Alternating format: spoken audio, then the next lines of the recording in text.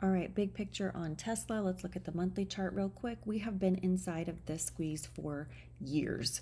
This lower trend line sits about March 2020, and then this is November of 2021, and we have tapped along this trend line multiple times on both sides. So sitting inside this larger squeeze, let's take a peek at the weekly. This is going to give you a really good view of where we are at right now. This trend line has been significant back since November of 2020.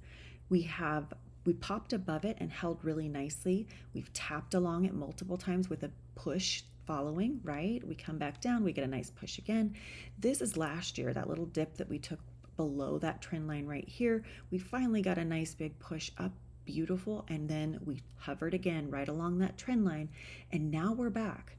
So that 205 area is pretty significant because once we get back above that trend line, we have a lot more room to move, right?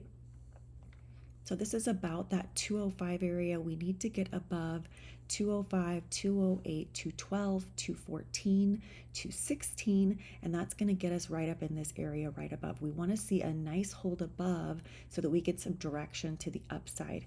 This is a really nice head and shoulders, so shoulder, head, and shoulder. So I really want to see, and I'm hoping that we get it, a hold up here where we can test that 208 area.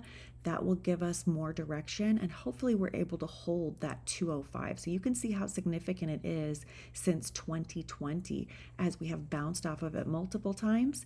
We fell once. This is our current fall. So getting back above that, we can see some more movement to the upside. If we go back to our monthly chart, this is the current month we're in right here.